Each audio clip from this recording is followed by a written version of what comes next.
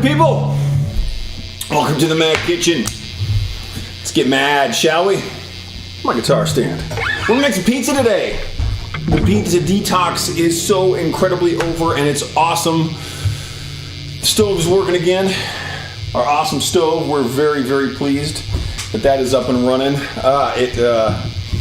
We had a single burner that we were using. Oh, where's my opening here? There we are. Some coffee going here.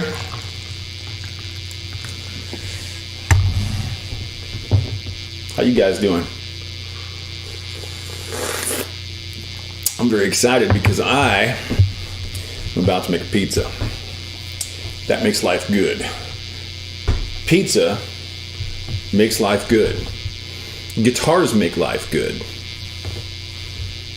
My life is good. I'm pleased here. This is going to be fun. Wherever you're coming in from, welcome. We're doing a little bit of an off, non-standard type of a show today. We're going to be making some thin crust pizza. This is my most entailed kind of pizza that I do. Let me turn the volume down on that guitar. That might sound a little bit better. I got 3 kinds of pizza that I make. Thin crust, standard crust, and deep dish. The standard crust and the deep dish, I usually make my dough in the bread machine. You can't see because it's off camera, but it is right there if you know my kitchen, and I do. The deep dish takes the longest because I got to do a lot of shaping and stuff with the crust. The way I make it takes a while to get down. That's about a 3-hour process, and the first hour and a half of that is taken care of in the bread machine. Standard crust, it's the same exact recipe for the standard crust. Make the dough in the bread machine, but then I just roll that one out. It's real easy. I use my cast iron's over here. I use a cast iron for the deep dish for the shape, and I use a pizza stone that I'll be pulling out here to knead dough on today. I use that to cook up my standard crust. My thin crust, I use a pizza steel. Pizza steel is it's exactly what it sounds like. It's a piece of steel that you cook on. I need to get my oven turned on. Speaking of which, I want to get that heating up. Where are we at here? Okay. Pizza steel is in the oven. It's 1/4 inch thick, 15-inch diameter. I made it myself. It's not like it's real hard. I mean, you take a piece of steel, you get rid of all the mill scale, and then you season it. Definitely, if you want to make your own pizza steel, don't leave the mill scale on. Sand that stuff off. Soak it in vinegar, sand it off, make sure the mill scale is gone. That's not healthy for you. I want you to eat food that's actually good for you. So don't cook on mill scale style steel. Mill scale is just it's a leftover part of the process from the way they roll the steel out. Got almonds stuck in my teeth. I don't work with metals myself. My dad could probably tell you all about that kind of stuff. I can tell you that you shouldn't have it in your food. That's all we need to know. So, what do we need for this? We're gonna need some tools.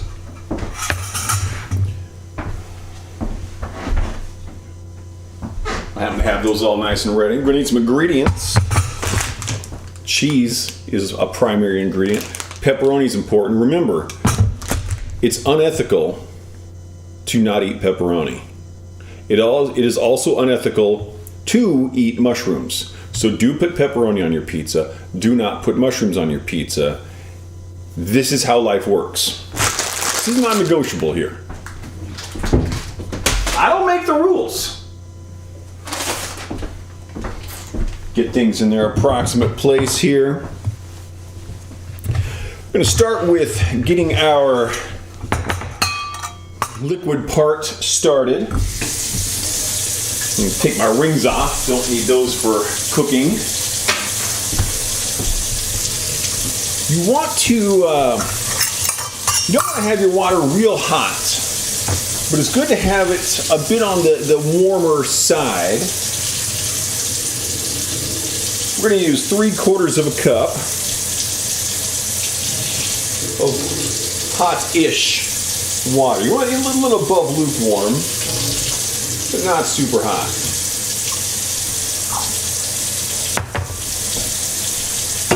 Three-quarters cups of water, warm to mildly hot water. You need flour, sugar.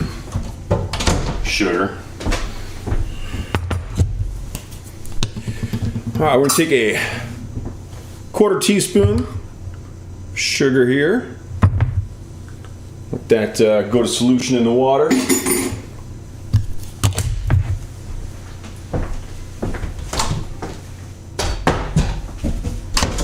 Don't need the flour quite yet.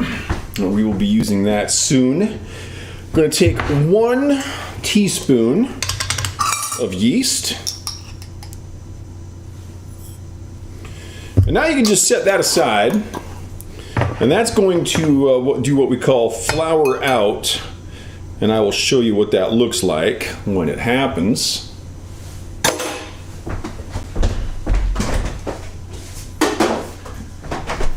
And if you ever try this, it's real easy to know when it happens. It just starts expanding and expanding in there and kind of goes crazy. And in real cold water, it'll have a tough time doing that. Might as well get some cheese grated.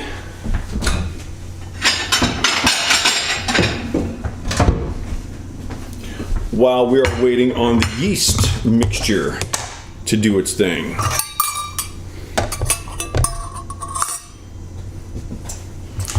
All right, I use pepper jack cheese. That is my favorite. Of course, if you don't want your pizza to be particularly spicy, pepper jack may not be the best choice. I think it is the best choice because I do like my pizza to be spicy. I'm going to put additional spices on it to make it even spicier, because that's the kind of guy that I am on Thursday afternoon. It's the kind of guy I am on the other days too. It doesn't really matter which day I'm making a pizza. I kind of make them all the same. I shouldn't say that. I do tend to, on my standard crust pizzas, I'm a little more likely to put like a larger variety of toppings on, just because it can kind of structurally handle it.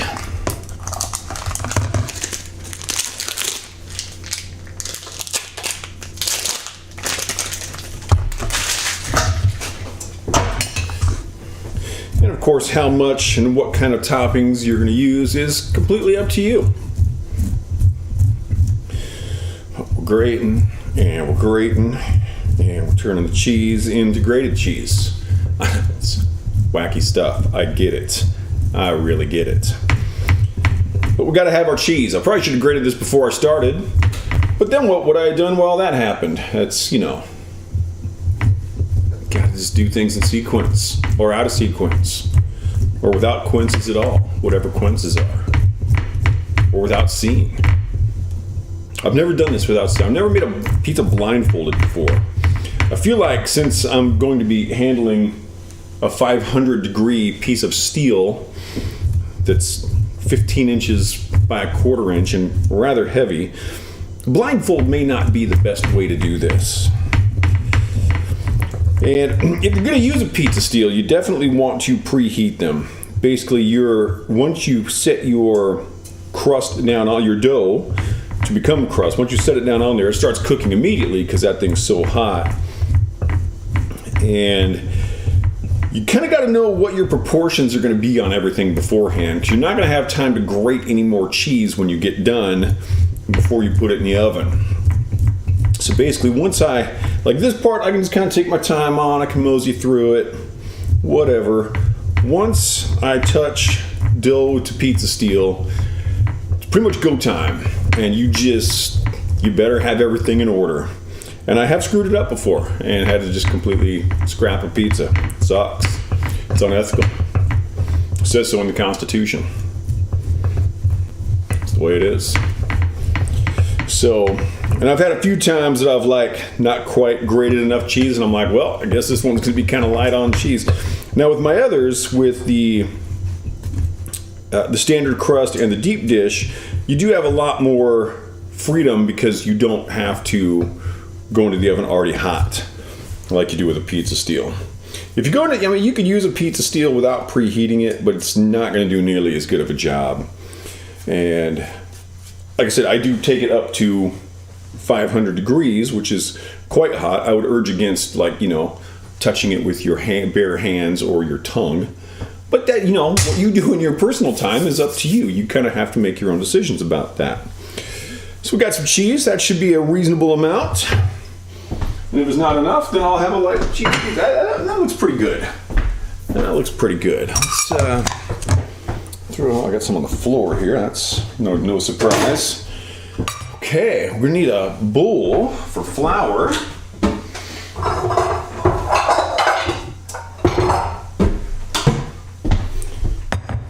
We're gonna use 2 cups of flour. Now, normally what I do is I will put about 1/8 of a cup or a little more of wheat flour and then go the rest with white flour. And the crust, I feel, turn out a bit better like that. But I did not prepare in advance, and I have no wheat flour out. So we got like a 50-pound bag in our food storage area, our pantry. But I haven't popped that open. I don't feel like going and grabbing a 50-pound bag of wheat flour and opening that up on stream. And I like the crust a little bit. I discovered that kind of accidentally. I was a little shy of white flour one day. So I'm like, I'll just top it off with some wheat flour. Came out great. And I've experimented with going full, whole wheat flour, half and half. And I feel like, just a little bit. Like I said, 1/8 of a cup, maybe a little more, maybe even a little less, something like that. Really kind of helps it, but I'm not going to get that today. And I use unfortified flour. I'm a big fan of unfortified. The fortification process started in, I believe, 1998.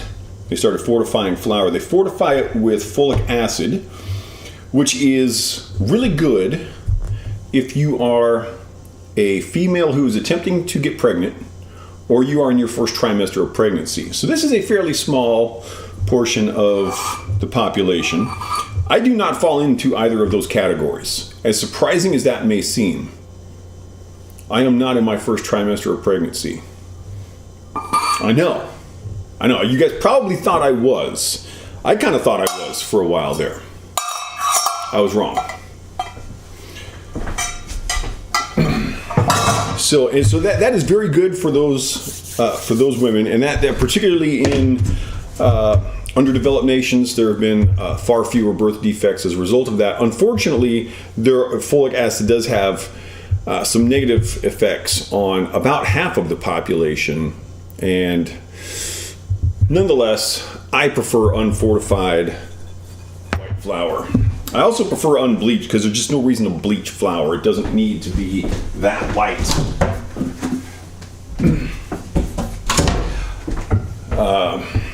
A lot of your organic flours, unfortunately, will be more expensive, but they will tend to be unfortified and unbleached. So I don't know how well we can see that in the camera, but that, you can see that it just kind of all spread out in there. Like I said, even if you don't get a good view of that, you'll kind of know what we're talking about. Salt is the last ingredient we need for our crust. Now, Sarah and I got this thing where we just keep our salt in what we call a salt jar. I know, again, it's like crazy stuff that we got going down here. Put a half teaspoon of that in there. Boom.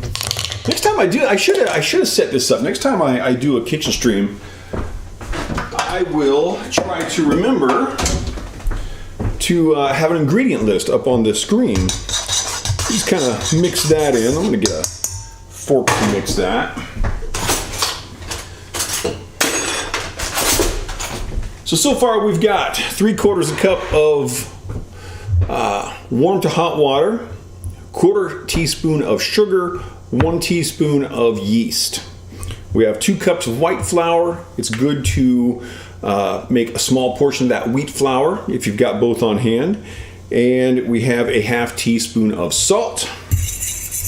Boom. We wait for our yeast mixture to bloom out or flour out.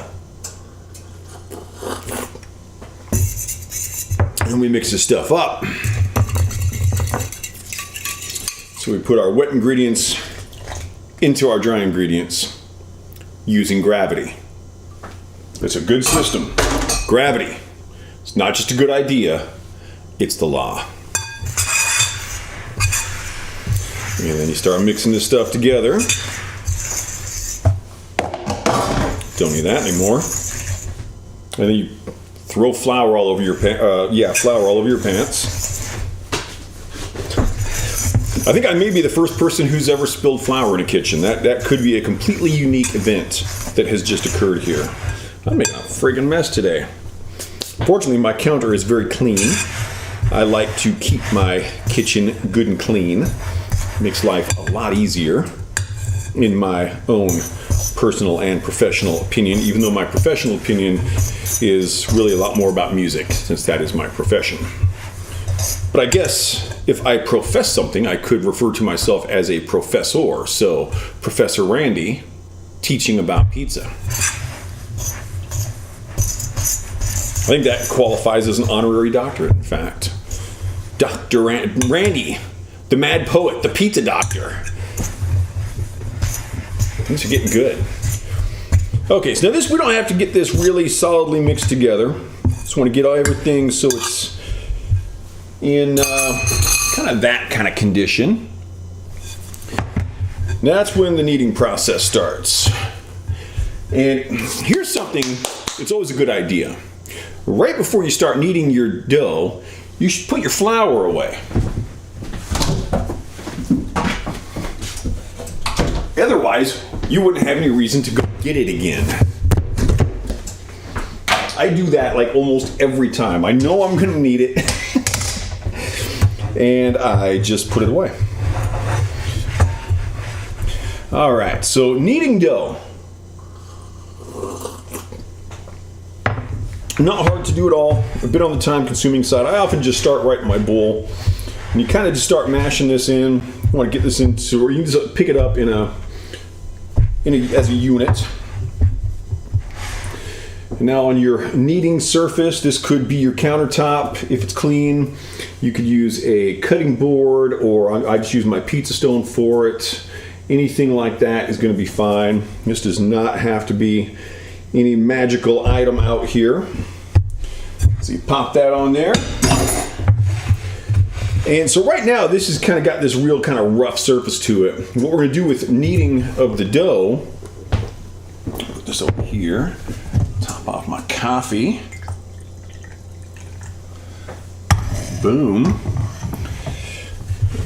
What kneading the dough is, the way I understand it, kneading the dough is actually working the gluten in the flour, and as you work that gluten, that smooths out and changes the actual structure of your dough, and that's going to help it all stick together as one cohesive unit. And usually you're going to be adding some flour to this because there's a bit of moisture in there. It'll start sticking to your hands a little bit, and every once in a while I get my proportions wrong and I'll have to add a lot more flour in than I expected. Totally okay. These are not exact sciences here. This is not something that's going to explode if you have a little too much of this or not enough of that.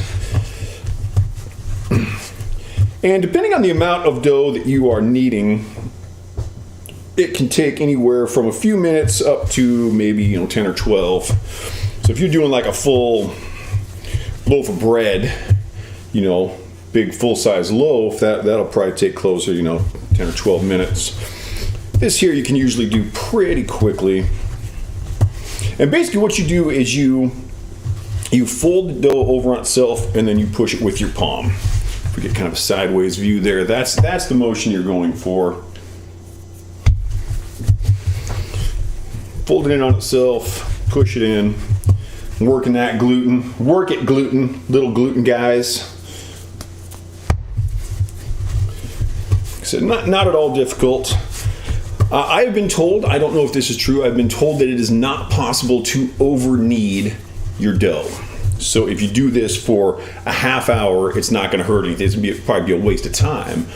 But you start to get a sense of when your dough is in good shape, and that it starts to basically be much smoother than it was when we took it out before we started kneading. And that's what we're really looking for, is just to be more kind of a smooth unit rather than kind of flaky. Now, like if you're making a pie crust, those, in pie crust, you're going for flaky. So this part, we do that very differently. We don't need that stuff at all. Even though the ingredients are substantially similar, you don't need that. You kind of just kind of mash it together. It's kind of the key on pie crusts. Haven't made a pie crust in a while. I don't think I've ever made a pie on stream. I might do that one of these days. My favorite is peach pie. That's awesome. I make a really good chocolate banana cream. That's one of Sarah's favorites. When she's feeling blah, she'll be like, it wouldn't hurt my feelings if you accidentally made a banana pie. And I'll be like, oh, okay. I'm okay with your feelings not being hurt. So, I usually do if I have time. I try to be nice. Kind of silly that way, I guess. So we're getting pretty close here. This took a little longer than I kind of expected today.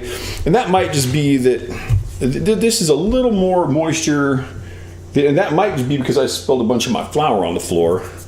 And that's what happens when you're an airhead. But now, we basically end up with this being more like a fairly smooth ball of dough. Whoop.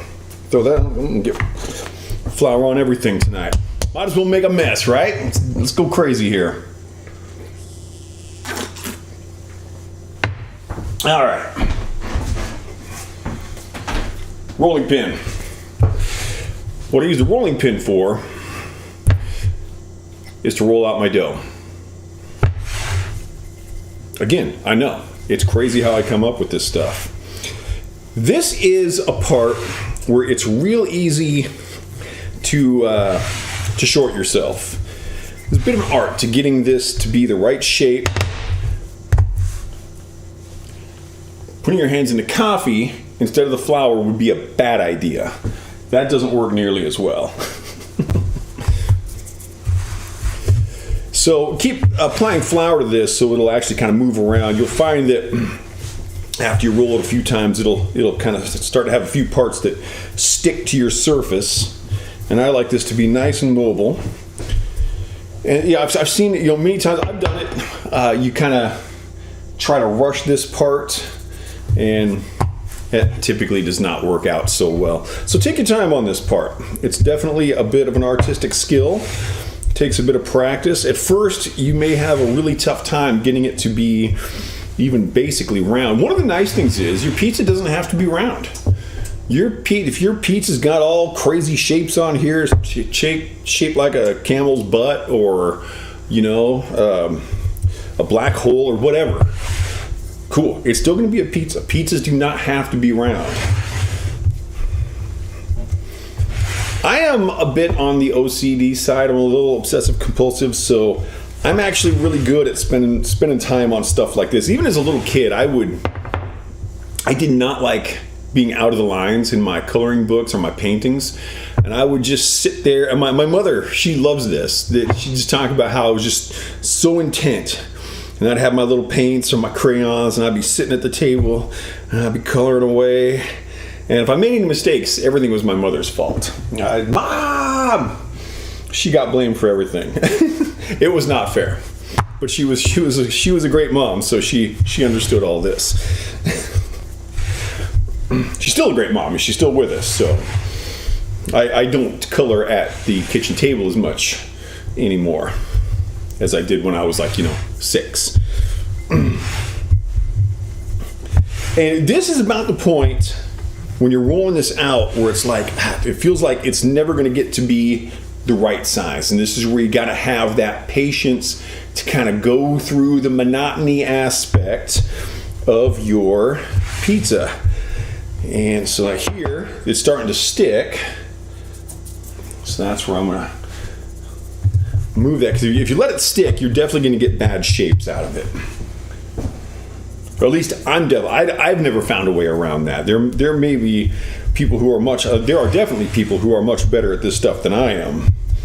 There are some kitchen pros out there that make me look just kind of silly doing this stuff. But I am still very pleased with the way my pizzas turn out. And so slowly we are increasing the size of this. And on my thin crust, I like to get this out. This is a 15-inch diameter, same size as my pizza steel.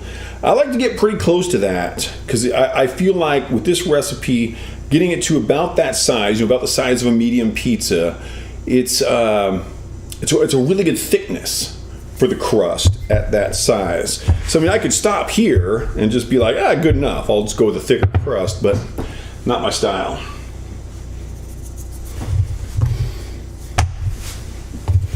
I'm going to be a floury mess when I'm done with this today. I find this condition to be acceptable. And sometimes you do there's kind of when rolling out dough, there's kind of this combination of pressure and finesse that you're getting at. Oh, I just realized I did not click over to see if there's anyone chatting on YouTube. Looks like so far there's okay, good. I don't think I've missed any chats. If I did miss any chat messages, my apologies. Feel free to put them back up. So definitely an interesting aspect of being a streamer is just the whole idea of you're not just doing your activity, you're doing like a Martha Stewart kitchen show. She can just go up there and cook. She doesn't got to worry about the cameras and the lights and all that stuff. She's just, the star of the show or whoever's doing it. I do not have that luxury. This is all me. So if I want to switch to my other camera, if my microphone's not working, that's all on me.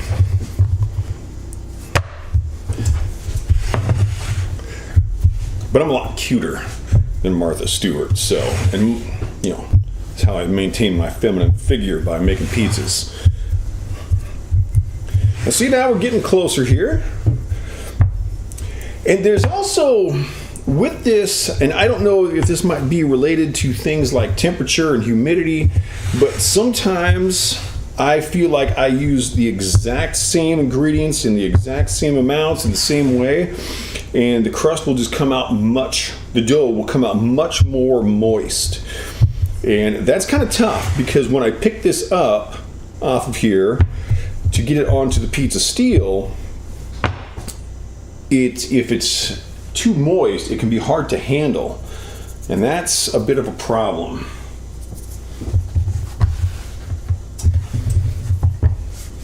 Flipping this does become harder at times. Now sometimes with my standard crust, when I'm doing that, I will do the throwing it up in the air thing. I've never been able to do that with this thin crust.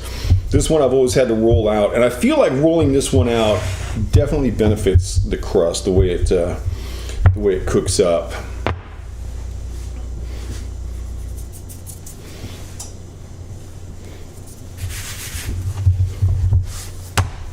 We're getting close here. Getting this guy rolled out. And you can just kind of, move it around a little bit, make sure it's not stuck to your surface, whatever your surface happens to be. And I've never found any reason to believe that a different surface is necessarily better or worse. Obviously, if you have a surface that won't stop sticking to no matter what, then you'll probably want to try something else. But other than that, I don't see any reason to believe that it makes much of a difference. Yeah, we're getting somewhere now. Got a couple sticky spots there, not bad. And again, I'm kind of OCD like this. I may have picked that up from my grandfather. He was the kind of guy that would spend like 5 minutes just buttering bread, and he would make sure when he got done with buttering his bread, it was a work of art. It was perfect, which is interesting because my other grandfather was actually named Art. That grandfather was Eli. Never made that connection before. It's about time I did, isn't it? All right. Alrighty. So we're rolling. I think we're getting somewhere.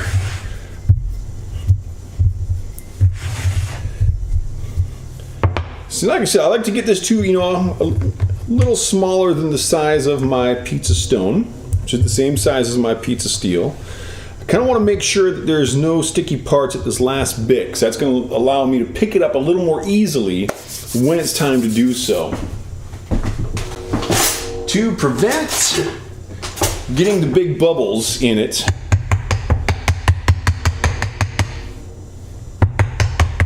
do this. Stab this sucker a bunch of times.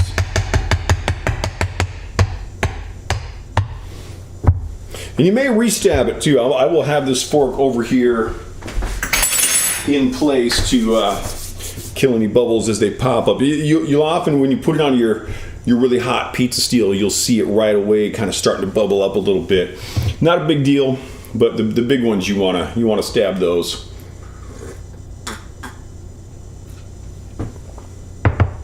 All right. Now, I've done this quite a bit, so I often do this part first. This is olive oil. I am not using a traditional tomato sauce for my toppings. So if you're using just a regular old pizza sauce, I suggest putting that on once you've set it on the pizza steel. But what I do is I cover it with olive oil and then a variety of seasons. And I used to do like oregano and all the parsley and the different stuff. And then Sarah pointed out to me shortly after we started dating that I was using all of the ingredients of Italian seasoning. It's just all mixed together for me already. So now I just use Italian seasoning, and that really simplified my life.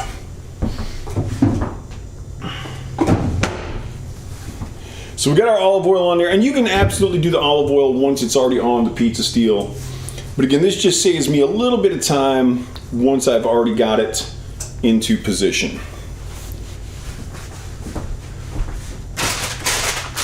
Open your pepperoni before you go to the pizza steel, because you'll see once I get there. I get after it at that point.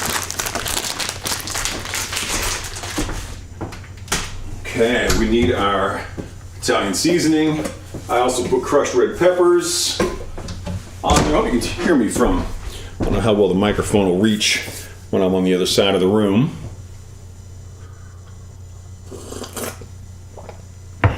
So we got our, and this is where as I'm kind of prepping myself to do the next stage of this, kind of making sure I got everything in order. So we're going to be moving over here to the other side of the kitchen momentarily. I think I've got everything I need. Now, because our pizza steel is so hot and quite heavy, it's a really good idea to have something to set your pizza steel on. I use a cast iron skillet. Sarah and I are cast iron people through and through. We don't even have any non-cast iron skillets here. But I think my mom's going to set the pizza steel right on top of that, because what you find, particularly if you have a glass top stove like what we've got, there's no way to get under the pizza steel. And since it's 500 degrees, it's really, you're going to have to get some real thin spatula and try to pick it up. It doesn't work well. So it's good to have some grabbing room, so to speak. Let's switch cameras here. Head over to the other side of the kitchen. Bring the microphone with me. Sorry for the loud bumping noises in the microphone here. Hopefully this audio is still reasonably good. And I'm going to have to move that in a moment to get into the oven, but we should be good. Actually, I got to move it right now. So, do not make the mistake, please, of trying to grab a 500-degree piece of steel with your bare hands. Again, what you do in your own time is up to you, but the warning has been issued. I'm not going to do that because I'm not freaking stupid. See? Hot. I don't know if that smoke is showing up on camera, but This thing's getting after it. I'm actually going to use the other side of this since I did not properly clean that side off last time. Just got a little extra oil on it. Okay, so definitely take an inventory at this point. You don't have to put anything on here right away, but once you do set your crust down, it's go time. So I like to have my spices open in advance.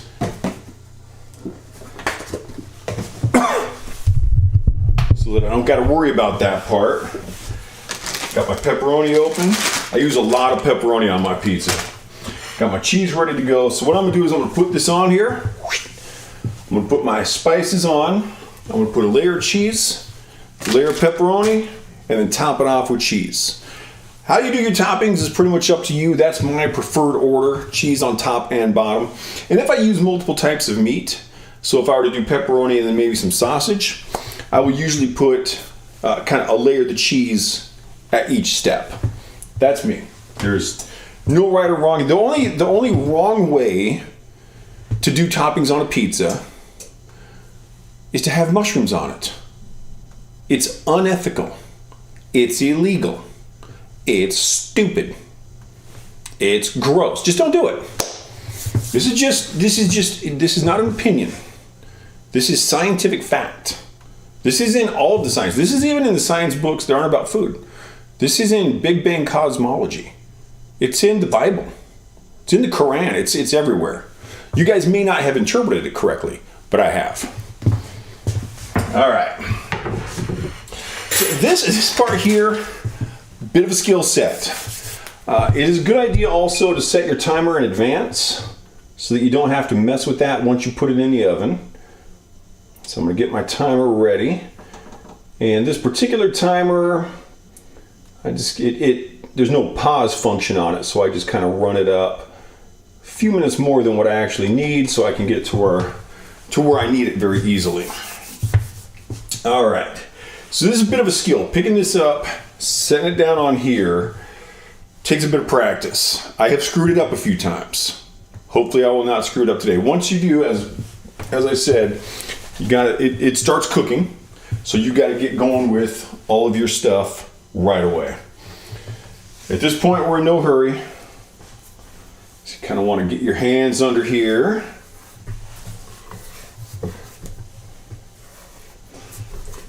Hopefully without killing the shape of it.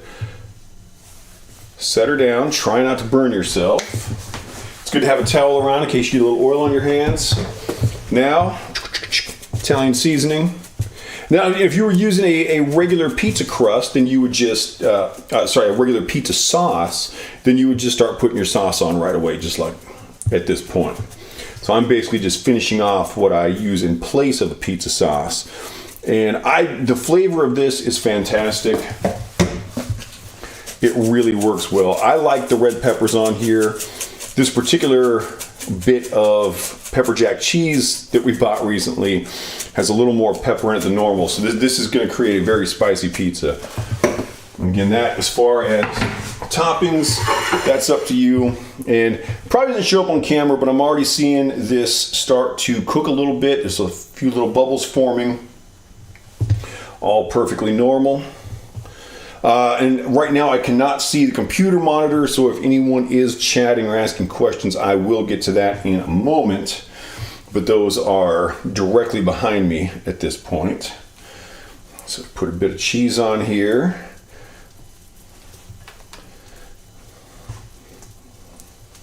That's probably not coming through the microphone, but as the cheese kind of hits off to the side and gets on the actual pizza steel, it starts boiling and bubbling up right away. Now, when I do pepperoni, I do it like I mean it. I'm not just putting a few pieces here and there.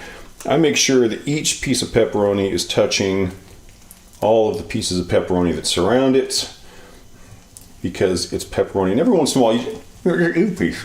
Yeah, nothing wrong with that. It's a good thing. It's good to do.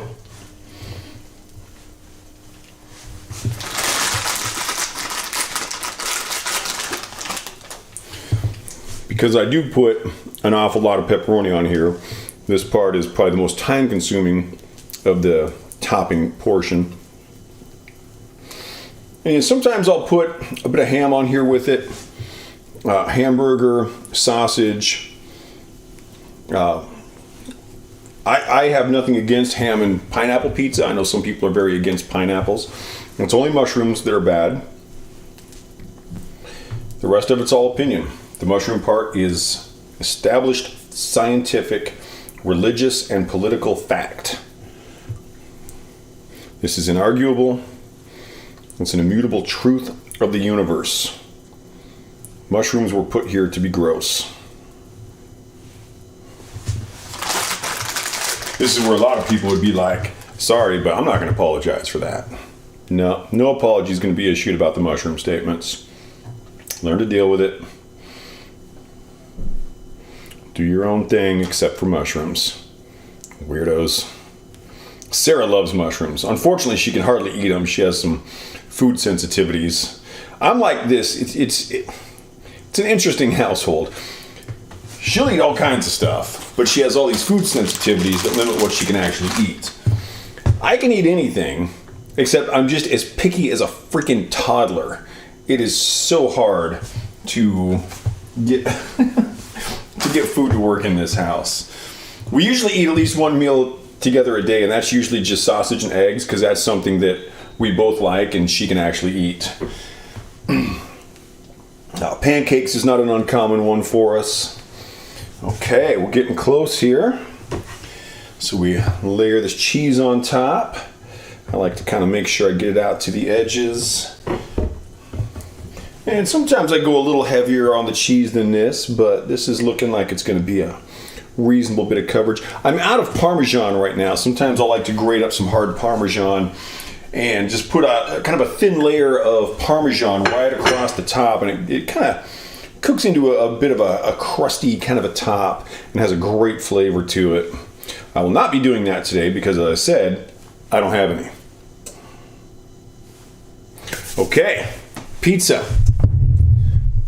Get your microphone out of the way if you're using one. Most people probably won't be. And we're going to pop this in here.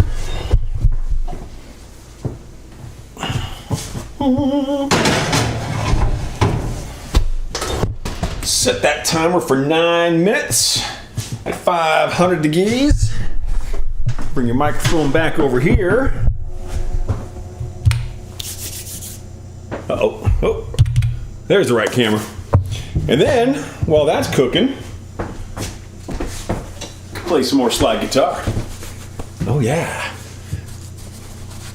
It's a fine way to go. You can drink your coffee.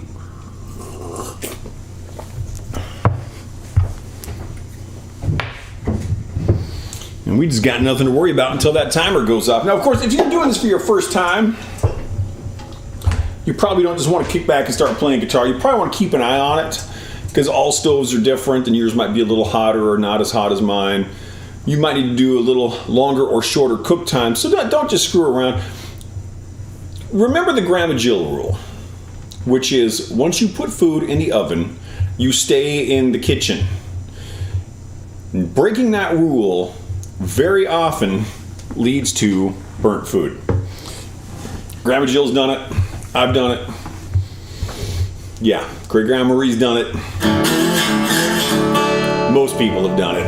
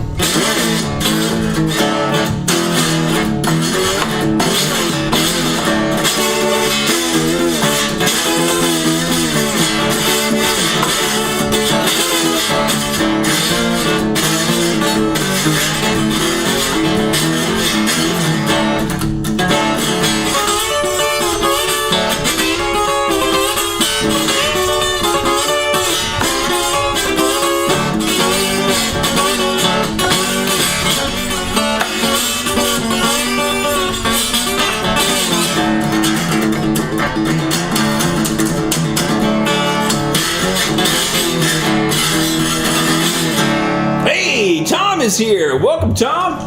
I messaged Tom before the stream because I know he really likes the slide blues guitar. So welcome, Tom. I haven't seen you in a long time, buddy. I hope you are doing awesome. Great to have you here. As usual. If you don't know, right now we've been doing daily, I shouldn't say we, we, myself and whoever happens to be on, been doing streams every single day. Plan to continue to do that until the end of March and just kind of see what happens with levels of enjoyment and engagement and all that kind of stuff. Yeah, it has been a long while, man. Like I said, I hope you're doing awesome. If anyone else is out there and you haven't really kind of caught up on the Mad Poet life, recently released a new album by 66 called Schizonoid Paraphrenic. Type of music I'm playing right now is absolutely about the most stark contrast you could possibly imagine to that album I just released. No, this is the same one. This actually was the second guitar that I ever owned. I don't still have my first guitar. It was a little cheapie from a swap meet when I was 8 years old. And my parents got this guitar for me when I was probably 10 or 11. I've had this for over 40 years. So, I mean, compared to the time of the accretion disk of the Earth, it's rather new, yes. But as far as my lifespan, it's been around for most of it. And I've put a lot of miles on this. It's a great guitar. This is a JG, is the little set of letters up here. And it stands for Giuliano Giovetti. I think I'm saying that name right. He was an accordion maker in Italy in, I believe, the late 60s, early 70s. Actually, I'm not sure when he got his start. It could have been earlier than that. But I think kind of the mid-70s was when he retired. And he had all this music-making equipment around. And so he started making guitars as well. They're not a real common instrument. It's a good mid-range kind of jazz guitar. I mean, it certainly stood the test of time. You don't see them very often. I think the last time I saw one of these in a store was at Danny Mangold's store. Oh man, my daughter probably would have been about 5, so 2.5 decades ago was the last time I actually saw one in an instrument. But now granted, I don't go to music stores very often. So that should be kept in mind as well. People who frequent places like, Tommy's Guitars out in Everett, Washington, I don't know if they have any, but you'd be more likely to see those if you go into some of the vintage guitar shops wherever you are. In fact, I haven't been in a guitar store in probably about 5 or 6 years. It's been a while. I just order my strings online these days, I got these custom picks that you can, of course, hardly see here. But it's got, the Mad Poet and the madpoet.net on there. So I order those online, and I buy those like 300 at a time. I'm not sure what type of wood this is made out of. It is a really nice guitar. And this was probably one of the last ones that Giulio? I would have to look his name up again. But it was probably one of the last ones he made. We got this not long before he retired. And it's kind of interesting, too, if you look up these JG guitars online, they're not all, they're not really very standardized. So you'll see different bridge work on them, and you'll see different knobs and different pick guards and stuff, slightly different configurations on all of these. Because he wasn't this mass-produced thing. These were all just kind of his labor of love. And so, yeah, they're very nice guitars. And the neck of this thing is one of the most comfortable guitar necks I've ever played. It's just really amazing. And it is pizza time. I'll be right back and talk about that some more. Again, no bare hands on this. Now let me switch us over.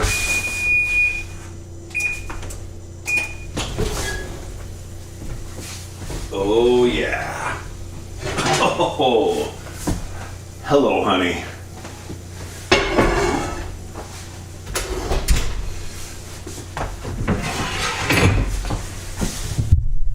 Microphone.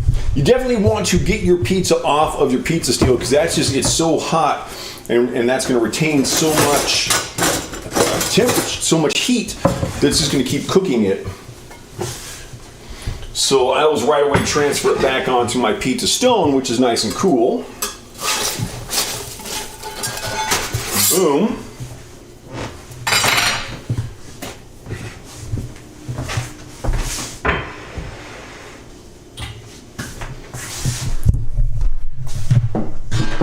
And that is just a beautiful thing. Oh, I just realized I was playing that. I don't know if my volume was up or down on that when I was playing. Doesn't matter. Anyway, but yeah, it's a great guitar. It's got a great feel to it. I've probably only played 2 or 3 of these Giuliano Giovetta guitars, and so I can't really say if his necks were kind of standard like that. Sushido Cat says, make sure to burn my. I need to get the text to be bigger on this window. So Shido Cat, I believe, is my nephew Josh. I haven't seen him for a long while either. Why is my Embigorizer not working? Oh, because no, that should. I want to make sure I can read this. Here we go. Okay, so Shido Cat says, make sure you burn your pizza. And if you want to buy it, it's worth more than 800-ish. And it's not burnt. Actually, I'm not sure what the value of this guitar would be. My buddy Danny, who his was the last store I saw one in at the time, and again, that was 25 years ago, he said, if you wanted to insure it, probably insure it for around $600. So 800 is probably about right these days. For insurance purposes, if you wanted to buy my JG guitar, you can't. It's not for sale.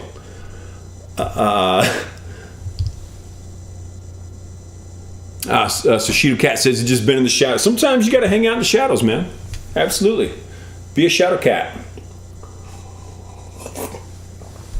No, this guitar is so not for sale. I'm not a real sentimental kind of guy. It's, I don't keep knickknacks because they remind me of the time that I was at my sophomore prom or something. That's not me. I don't keep a lot of stuff, but some things it is, my parents bought that for me when I was quite young. I've had it for literal decades. I've learned a lot of music on it. I've done a lot of performances with it. It's a great guitar. And so, yeah, if someone could come up and be like, hey, I'll give you $50,000 for that. And I'd just be like, no, not interested. Thank you for your time. Enjoy your day. It would not be happening. It is so not for sale. I'm not going to say there's no price on it, but I don't think most people could afford it. We might have to be able to, pay this house off and buy another one. It's just too nice a guitar. And I've played a lot of guitars in my life. The most expensive guitar I ever played was an $82,000 Les Paul. That was a very unique situation. I've been asked not to even say who it was who let me play it or where I was. It was just this very unique situation, and I played this. I forget, it was like a 57 or a 58. One of the late 50s years of Les Pauls, there's only like 6 or 7 of them left in the world. And I just got a chance to play one of those. But, here's the thing. It's not worth it. If you're a collector, it's worth it. And if you have $82,000, you can just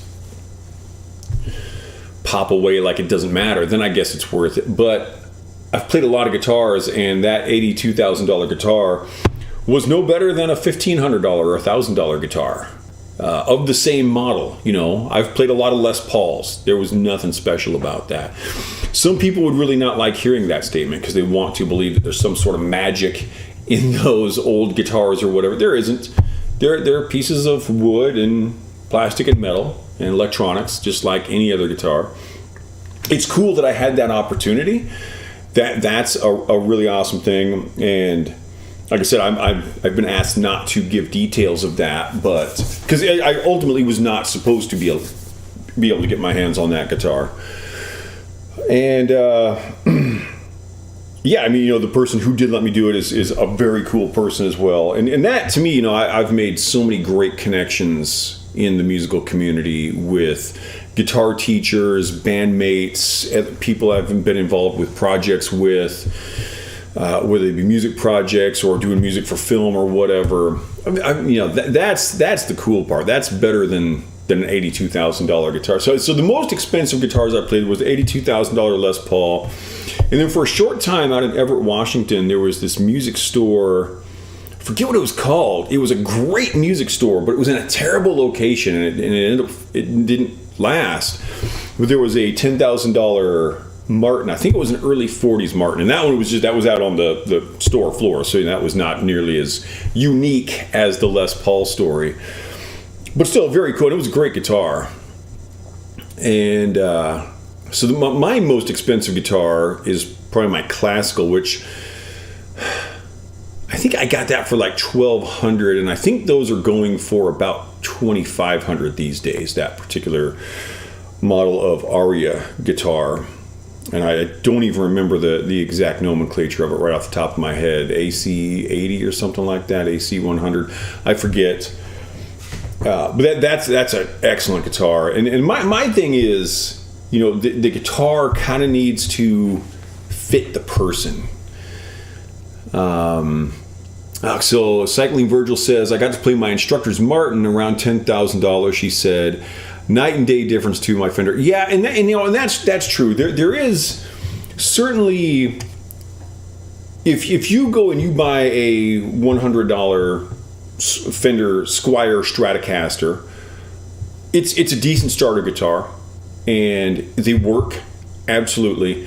But then if you compare that to a $4,000 Paul Reed Smith, yeah, you're going to notice a difference even if you don't have a lot of experience. You're going to be able to tell the difference. It is there. But there's also this interesting thing. Hey, Wooden Tank is coming in. Good to see you, Wooden Tank. Mad Pizza indeed. Came out awesome. I'm not going to eat this on stream. As I've pointed out before, when you go to forums and you look at the question for streaming, what makes you leave a stream faster than anything else, one of the top answers is always eating on stream, because it sounds disgusting through a microphone. And I'm the kind of person that, like, when Sarah and I sit down to eat, we actually have a booth right in front of me here. We have a restaurant booth that we picked up on Craigslist. So we always sit and eat at our favorite booth every day. We got a record player off on the side. I always have to have music going because I can't even stand the sound of my own chewing. So Sushito Cat says, I didn't expect your guitar background history. Hey, totally okay. I love talking about this stuff. I get down on this stuff so much. It is not hard to get me talking about music, and it is not hard to get me playing music. It's also not hard to get me into pizza. These are my things. Exercising is right up there as well, because if you're going to eat as much pizza as I do, you better do some exercising. So when we're looking at kind of quality of guitars, so if we start with nothing, obviously not having a guitar is not great. And then I would say on steel string acoustics and on electric guitars, if you go from nothing to $100, it puts you here, quality wise. And then if you go up to, say, $2,000, it's going to put you here. You're going to be able to tell a difference. But then if you go from here to $6,000, you're not getting much more for that. You're only getting a little bit more quality for a lot more money. And then when you start going much beyond that, then you start getting into collector's items often. And so the quality, again, you're not paying for higher quality, you're paying for collectability. So yeah, it's an interesting thing. And when people are interested in buying guitars, which as a guitar teacher usually comes up at some point, what I tell them is go out and play a lot of different guitars. Play at least 50 different guitars and get a feel for, what do the different necks feel like? Because necks will be different lengths, different shapes on the back, different radiuses on the front, different types of frets, different size of frets. If it's electric guitars, different knob configurations and pickup configurations, all of that kind of stuff. And so, if you play enough guitars, you start to get a sense of what features it is you want in a guitar. And then you're going to be much better able to make a decision about what kind of guitar you would like to actually have. And you can start to say, instead of, I've got X amount of money, what guitar can I buy? You start to say, these are the features I know I want. Let's see what I can find and make some kind of a purchase with this. And then here's a piece of advice. If you ever want to buy a guitar, this is one of the best pieces of advice I can give you. You go in, you ask for permission. You want to be polite. I am one of these people who says the customer is not always right. I do not agree with the statement that the customer is always right. The customer is not always right. So be polite when you're going to do this. So ask for permission to play the guitars. The guitar stores are always going to let you because they want to sell guitars. But then when you get done playing their guitars, ask them for a rag so you can wipe the guitars down. This is massive. Almost no one ever does this. I do this. My guitar, I got this from my guitar teacher, Kevin Hughes. And the thing is, they're going to remember you. Oh, that's that cool person that wipes our guitars down when they're done. And they may say, don't worry about it. We're going to clean them all up. And that's fine. They're still going to remember you. Or they might give you a rag, or even take your own rag in. Hey, you mind if I wipe these down when I'm done? And what that is going to do is when you go to actually buy a guitar, you might go in that store 10, 12, 20 times playing the various guitars. You're treating all their stuff well. You're polite to them. When it's time for you to buy the guitar, they're going to cut you a deal because you're the super cool person who always takes good care of them. That's massive, and people don't do it.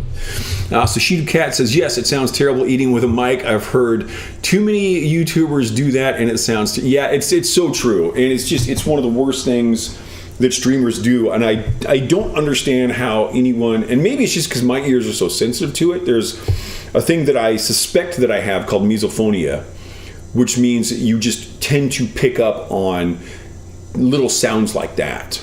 And so I guess maybe some people just don't notice it, but to me, it's bad. Cycling Virgil says, of course, my guitar sounded better when she played it. And that's true. An actual skilled player. And I know of Tom's guitar teacher. I don't know her personally, but from everything I've heard, she is just quite a player. She really knew the guitars well. And if I understand correctly, I believe I got this from Tom actually, she ended up no longer teaching because teaching can be very frustrating. And we get these students, they come in and we want them to succeed, but most people don't really want it.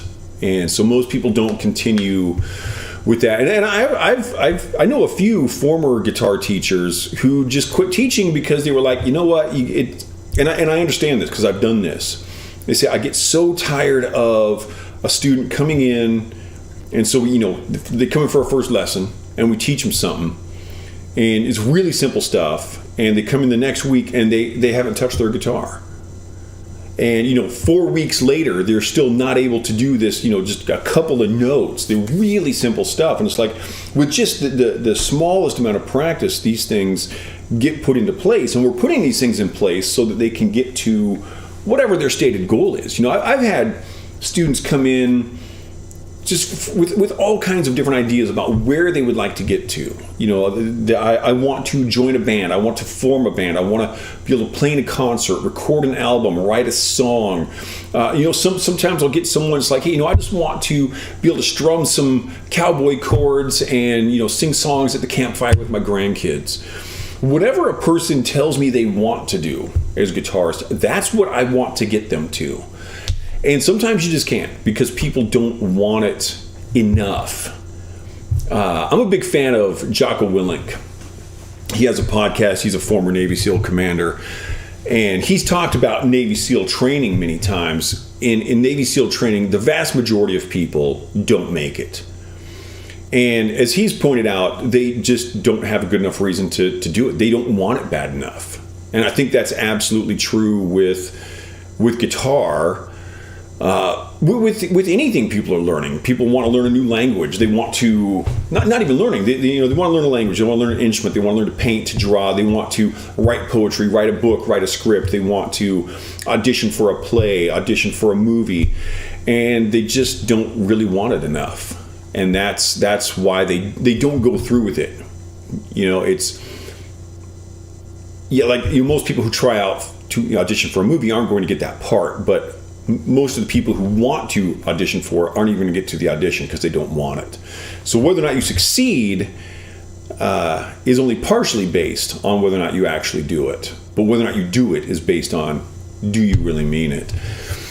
And Tom just confirmed, yeah, she gave it up, made more money buying and selling instruments. And I've seen that too. And, so someone like her, and I don't even recall her name, but I know she was a respected musician and individual in the community.